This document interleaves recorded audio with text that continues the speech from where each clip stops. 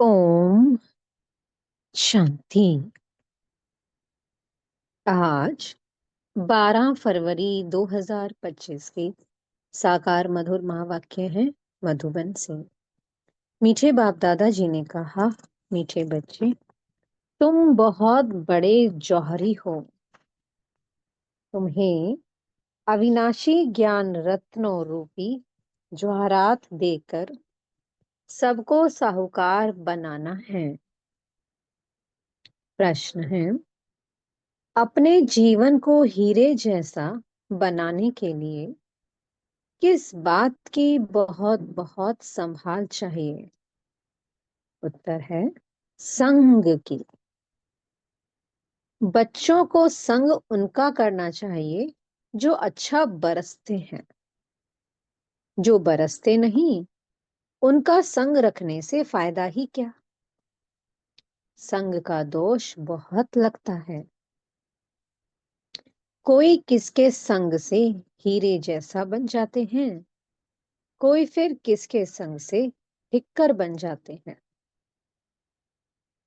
जो ज्ञानवान होंगे वह आप समान जरूर बनाएंगे। संग से अपनी संभाल रखेंगे। और बाबा ने संग पर बहुत अटेंशन दिया है कि संग का रंग लगता है। तो ऐसा संग हम करें। कल भी बाबा ने सत्संग की बात की थी, सत का संग करना है। आज बाबा ने कहा कि अब किससे बातचीत कर रहे हो, वो आत्मा कितनी ज्ञान का स्वरूप बनी हुई है। क्या ज्ञान की धारणा मूर्त है वो आत्मा? जिसके हम संग में रहेंगे तो हम उसके समान बनने लगते हैं, उसका रंग हम पर चढ़ने लगता है। जब ज्ञान की मूर्त होगा तो हमारे ऊपर भी वो ज्ञान का रंग चढ़ने लग जाएगा, हम भी ज्ञान की धारणा मूर्त बन जाएंगे।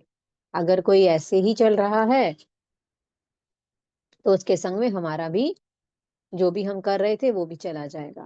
तो इसलिए संग पर बहुत अटेंशन। ओम शांति।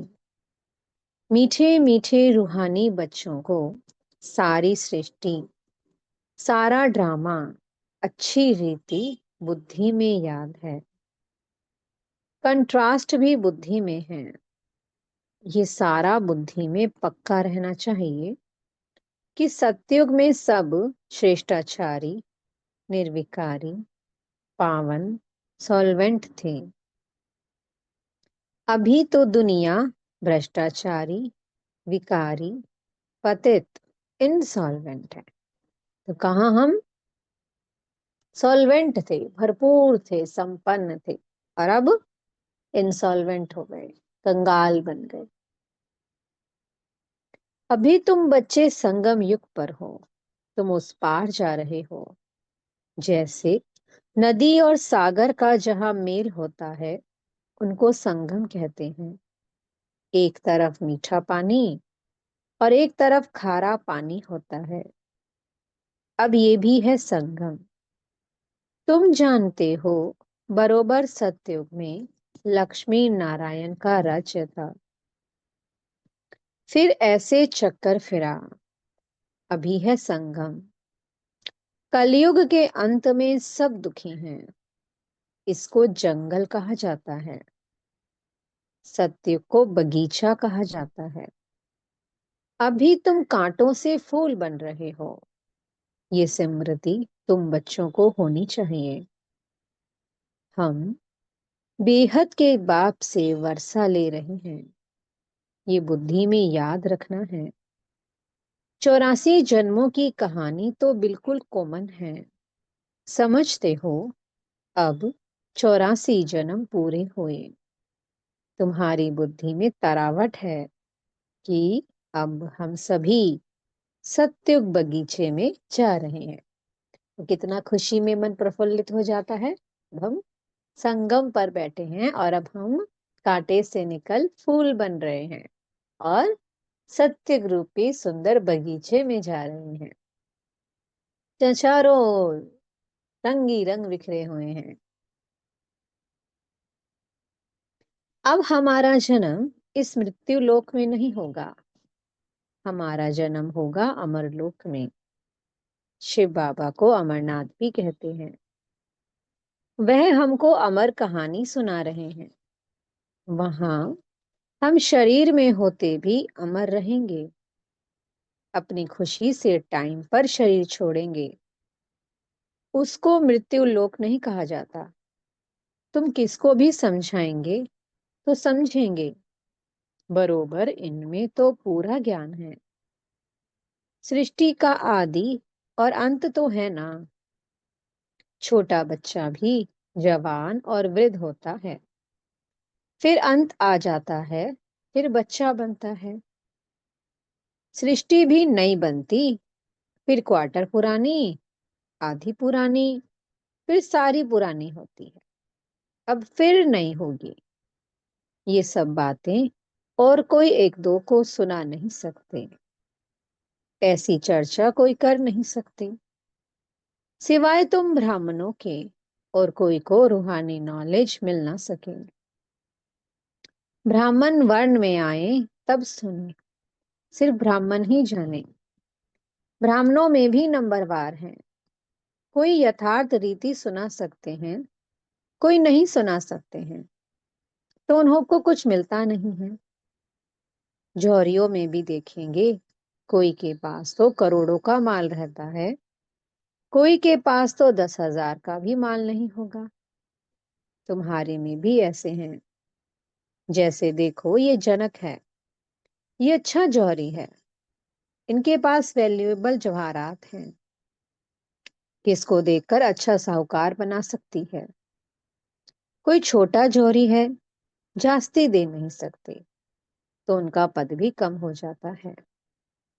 तुम सब जौहरी हो। ये अविनाशी ज्ञान रत्नों के जवाहरात हैं। जिसके पास अच्छे रत्न होंगे वो साहूकार बनेंगे और औरों को भी बनाएंगे। जिसके पास माल होगा वही तो अपना माल बेचेगा ना। जिसके पास माल ही नहीं तो वो क्या बेचेगा। बाबा ने कहा जिसके पास जितने ज्यादा रत्न वो उतना बड़ा साहूकार। और उतनी ज्यादा फिर वो सेवा करता है। ऐसे तो नहीं कि सब अच्छे जौहरी होंगे। अच्छे अच्छे जौहरी बड़े बड़े सेंटर्स पर भेज देते हैं। बड़े आदमियों को अच्छी जवाहरात दी जाती है। बड़े बड़े दुकानों पर एक्सपर्ट रहते हैं। बाबा को भी कहा जाता है सौदागर, रत्नागर। रत्नों का सौदा करते हैं। फिर जादूगर भी है। क्योंकि उनके पास ही दिव्य दृष्टि की चाबी है। कोई नौधा भक्ति करते हैं तो उनको साक्षात्कार हो जाता है। यहाँ वो बात नहीं है। यहाँ तो अनायास घर बैठे भी बहुतों को साक्षात्कार होता है। दिन प्रतिदिन सहज होता जाएगा। कईयों को ब्रह्मा का और श्री कृष्ण का भी साक्षात्कार होता है। उनको कहते हैं ब्रह्मा के पास जाओ। जाकर उनके पास प्रिंस बनने की पढ़ाई पढ़ो। ये पवित्र प्रिंस प्रिंसेस चले आते हैं ना। प्रिंस को पवित्र भी कह सकते हैं। पवित्रता से जन्म होता है ना। पतित को भ्रष्टाचारी कहेंगे। पतित से पावन बनना है। ये बुद्धि में रहना चाहिए। जो किसको समझा भी सको। मनुष्य समझते हैं ये तो बड़े सेंसिबल हैं। बोलो हमारे पास कोई शास्त्रों आदि की नॉलेज नहीं है। ये है रूहानी नॉलेज जो रूहानी बाप समझाते हैं। ये है त्रिमूर्ति ब्रह्मा, विष्णु और शंकर। ये भी रचना है। रचयिता एक बाप है। वो होते हैं हद के क्रिएटर। और ये है बेहद का बाप, बेहद का क्रिएटर। बाप बैठकर पढ़ाते हैं। मेहनत करनी होती है। बाप गुलगुल बनाते हैं। तुम हो ईश्वरीय कुल के। तुमको बाप पवित्र बनाते हैं। फिर अगर अपवित्र बनते हैं तो कुल कलंकित बनते हैं। बाप तो जानते हैं ना। फिर धर्मराज द्वारा बहुत सजा दिलाएंगे। बाप के साथ धर्मराज भी है। धर्मराज की ड्यूटी भी अभी पूरी होती है। सतयुग में तो होगी ही नहीं, फिर शुरू होती है द्वापर से। बाप बैठ कर्म, अकर्म, विकर्म की गति समझाते हैं। कहते हैं ना, इसने आगे जन्म में ऐसे कर्म किए हैं जिसकी ये भोगना है। सतयुग में ऐसे नहीं कहेंगे कि बुरे कर्मों का वहां नाम नहीं होता। यहाँ तो बुरे अच्छे दोनों हैं, सुख दुख दोनों हैं, परंतु सुख बहुत थोड़ा है, वहां फिर दुख का नाम नहीं। सतयुग में दुख कहाँ से आया?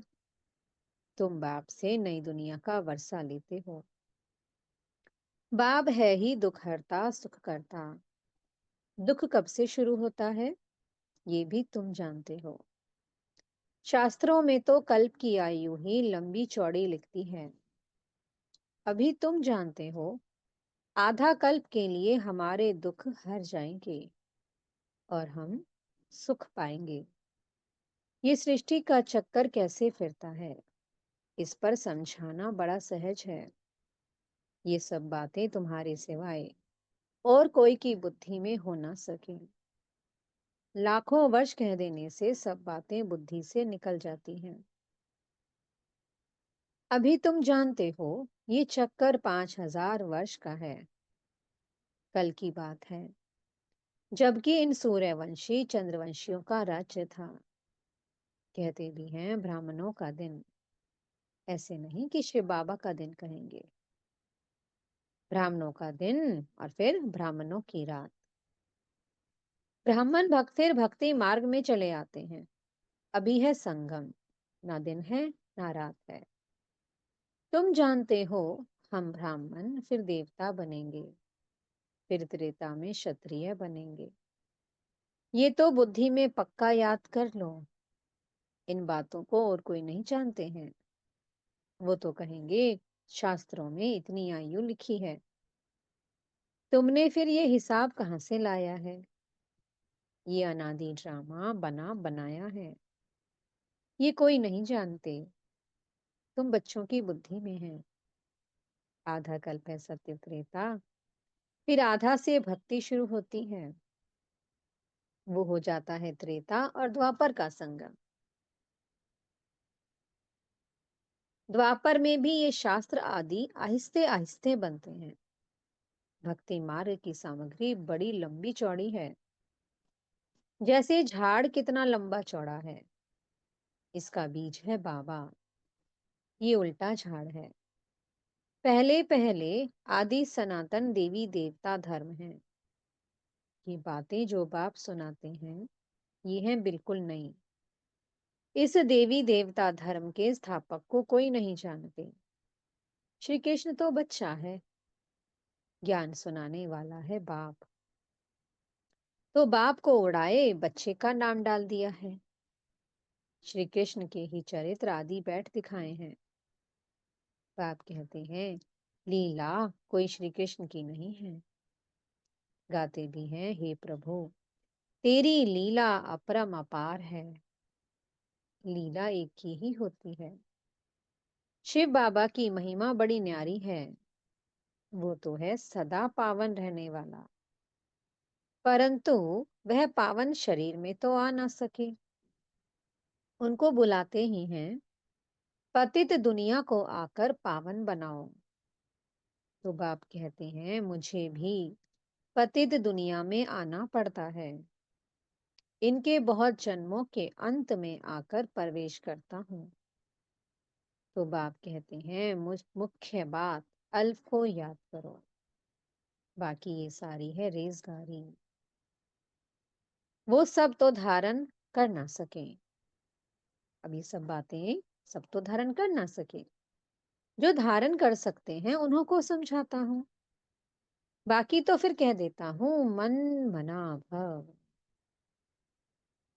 नंबरवार बुद्धि तो होती है ना। बादल कोई तो खूब बरसते हैं और कोई थोड़ा बरस कर चले जाते हैं। तुम भी बादल हो ना। कोई तो बिल्कुल बरसते ही नहीं है। ज्ञान को खींचने की ताकत नहीं है। मम्मा बाबा अच्छे बादल है ना। बच्चों को संग उनका करना चाहिए जो अच्छा बरसते हैं। जो बरसते ही नहीं, उनसे संग रखने से क्या होगा? संग का दोष भी बहुत लगता है।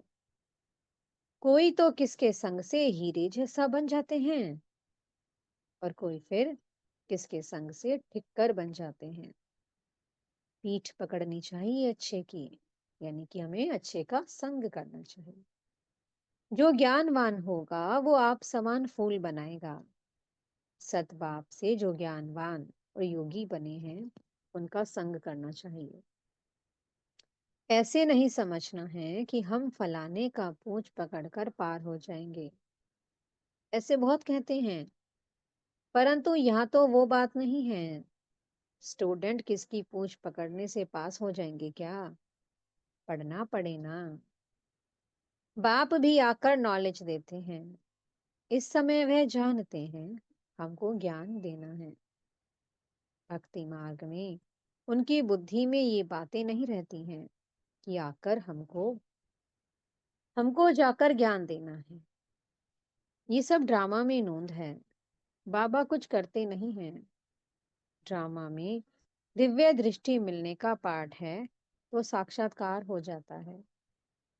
बाप कहते हैं, ऐसे नहीं कि मैं बैठ साक्षात्कार कराता हूँ। ये ड्रामा में नोंद है।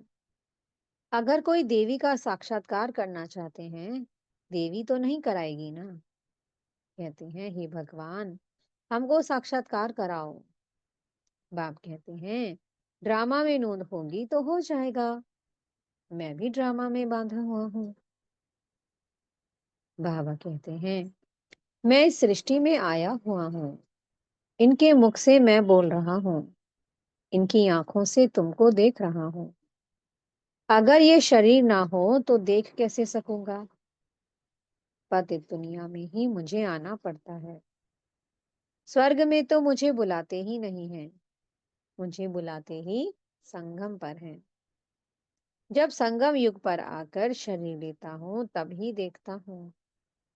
निराकार रूप में तो कुछ देख नहीं सकता हूँ। ऑर्गेन्स बिगर आत्मा कुछ भी कर ना सके। बाबा कहते हैं, मैं देख कैसे सकता हूँ? चुरपुर कैसे कर सकता हूँ बिगर शरीर के? ये तो अंधश्रद्धा है जो कहते हैं कि ईश्वर सब कुछ देखता है, सब कुछ वही करते हैं। देखेगा फिर कैसे? जब ऑर्गेन्स मिले तब देखे ना। बाप कहते हैं, अच्छा व बुरा काम ड्रामा अनुसार हर एक करते हैं। नूंद है। अब मैं थोड़े ही इतने करोड़ों मनुष्यों का बैठ हिसाब रखूंगा। मुझे शरीर है तब सब कुछ करता हूँ। करण करावनहार भी तब कहते हैं, नहीं तो कह ना सके। मैं जब इसमें आऊं तब आकर पावन बनाऊं। ऊपर में आत्मा क्या करेगी? शरीर से ही पाठ बजाएगी ना। मैं भी यहाँ आकर पाठ बजाता हूँ। सतयुग में मेरा पाठ है ही नहीं। पाठ बिगर कोई कुछ कर ना सके। शरीर बिगर आत्मा कुछ कर नहीं सकती है। आत्मा को बुलाया जाता है, वो भी शरीर में आकर बोलेगी ना। ऑर्गन्स बिगर कुछ कर ना सके। ये है डिटेल की समझानी। मुख्य बात तो कहा जाता है, बाप और वर्षे को याद करो। बेहद का बाप इतना बड़ा है, उनसे वर्षा कब मिलता होगा ये कोई जानते नहीं। कहते हैं आकर दुख हरो, सुख दो, परंतु कब ये किसको पता नहीं है। तुम बच्चे अभी नई बातें सुन रहे हो। तुम जानते हो हम अमर बन रहे हैं, अमर लोक में जा रहे हैं। तुम अमर लोक में कितना बार गए हो? अनेक बार। इसका कभी अंत नहीं होता, क्योंकि ड्रामा हूबहू रिपीट होता जा रहा है, बार बार चक्र फिरता ही जा रहा है। बहुत कहते हैं क्या मोक्ष नहीं मिल सकता? बोलो नहीं। ये अनादि अविनाशी ड्रामा है। ये कभी विनाश नहीं हो सकता है। ये तो अनादि चक्र फिरता ही रहता है। तुम बच्चे इस समय सच्चे साहिब को जानते हो। तुम सन्यासी हो ना। वो फकीर नहीं। सन्यासियों को भी फकीर कहा जाता है। तुम राज ऋषि हो। ऋषि को सन्यासी कहा जाता है। अभी फिर तुम अमीर बनते हो। भारत कितना अमीर था, अभी कैसा फकीर बन गया है। बेहद का बाप आकर बेहद का वर्षा देते हैं। ईद भी है। बाबा, आप जो देते हो सो कोई दे ना सके। आप हमको विश्व का मालिक बनाते हो, जिसको कोई लूट ना सके। ऐसे ऐसे गीत बनाने वाले अर्थ नहीं सोचते। तुम जानते हो, वहां पार्टीशन आदि कुछ नहीं होगी। यहाँ की तो कितनी पार्टीशन है। वहां आकाश धरती सारी तुम्हारी रहती है। तो इतनी खुशी बच्चों को रहनी चाहिए ना। हमेशा समझो कि शिव बाबा सुनाते हैं, क्योंकि वह कभी हॉलीडे नहीं लेते, कभी बीमार नहीं होते। शिव बाबा कभी छुट्टी लेते हैं क्या? रोज सुनाते हैं ना, रोज मुरली सुनाते हैं अपनी। याद शिव बाबा की ही कर रहनी चाहिए। इनको कहा जाता है निरअहंकारी। मैं ये करता हूँ, मैं ये करता हूँ, ये अहंकार नहीं आना चाहिए। सर्विस करना तो फर्ज है, इसमें अहंकार नहीं आना चाहिए। अहंकार आया और गिरा। सर्विस करते रहो, ये है रूहानी सेवा। बाकी सब है जिस्मानी। अच्छा, मीठे मीठे सिक्की लधे बच्चों प्रति माता पिता बाप दादा का याद प्यार और गुड मॉर्निंग। रूहानी बाप की रूहानी बच्चों को नमस्ते।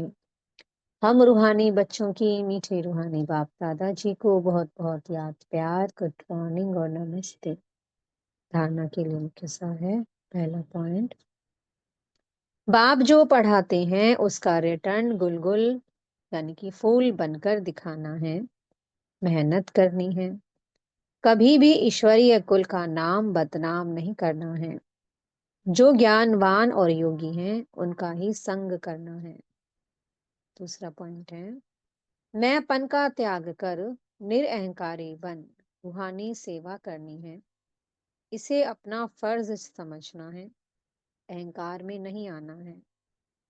मीठे सतगुरु जी वरदान दे रहे हैं। व्यर्थ को भी शुभ भाव और श्रेष्ठ भावना द्वारा परिवर्तन करने वाले सच्चे मर्जीवा भव। बाप दादा की श्रीमत है, बच्चे व्यर्थ बातें ना सुनो, ना सुनाओ और ना सोचो। सदा शुभ भावना से सोचो, शुभ बोल बोलो। व्यर्थ को भी शुभ भाव से सुनो। शुभ चिंतक बन बोल के भाव को परिवर्तन कर दो। सदा भाव और भावना श्रेष्ठ रखो। स्वयं को परिवर्तन करो, ना कि अन्य के परिवर्तन का सोचो। स्वयं का परिवर्तन ही अन्य का परिवर्तन है। इसमें पहले मैं, इस मर्जीवा बनने में ही मजा है। इसी को ही महाबली कहा जाता है। इसमें खुशी से मरो, ये मरना ही जीना है। यही सच्चा जियदान है। स्लोगन है, संकल्पों की एकाग्रता श्रेष्ठ परिवर्तन में फास्ट गति ले आती है। अव्यक्त इशारे हैं, एकांत प्रिय बनो, एकता और एकाग्रता को अपनाओ। संगठन की शक्ति जो चाहे वो कर सकती है। संगठन की निशानी का यादगार है 5 पांडव। एकता की शक्ति, हाँ जी, हाँ जी। विचार दिया, फिर एकता के बंधन में बंध गए। यही एकता सफलता का साधन है। ओम शांति। बहुत बहुत शुक्रिया प्यारे प्यारे हमारे मीठे मीठे बाप दादा जी का। ओम शांति।